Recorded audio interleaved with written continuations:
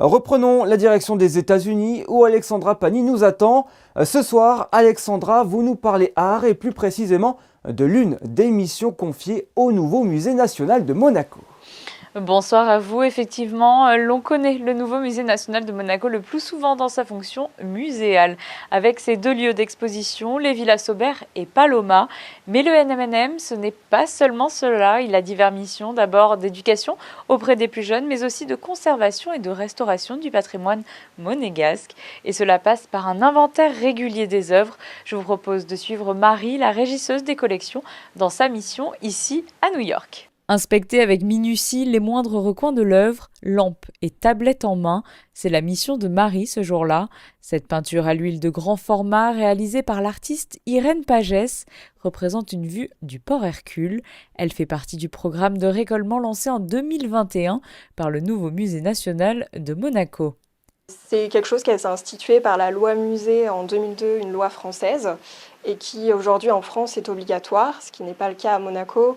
Mais au NMNM, on a choisi de suivre les grandes lignes de cette loi et donc on fait ce récolement.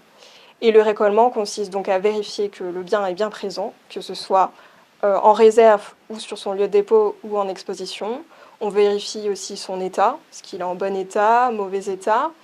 On vérifie son marquage, est-ce qu'il est marqué, c'est-à-dire s'il y a son numéro d'inventaire qui est inscrit dessus, que ce soit de manière indirecte ou directe.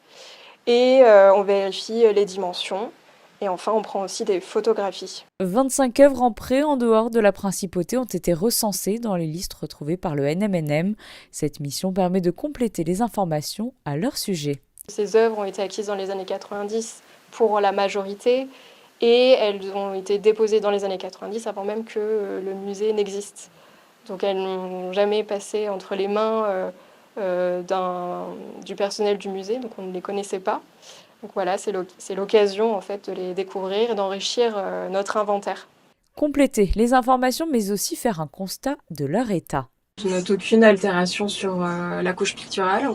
On a juste un petit frottement sur le cadre ici et un petit enfoncement là. Sinon, il n'y a rien à dire. Faudra que je regarde juste l'arrière. Peut-être qu'il y a des petites surprises, mais je pense pas. Les œuvres se trouvent dans des lieux accueillant du public et non un musée. Les conditions de conservation ont donc une influence sur le vieillissement des toiles ou des sculptures.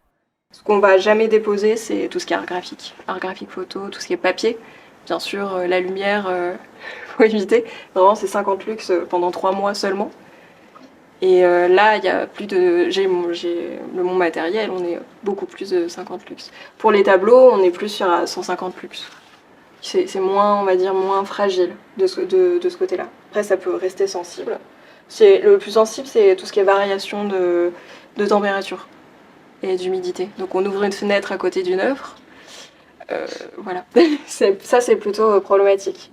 Marie est donc là également pour donner quelques recommandations ou conseils pour que les œuvres se trouvent dans les meilleures conditions possibles tout au long de leur séjour à l'étranger.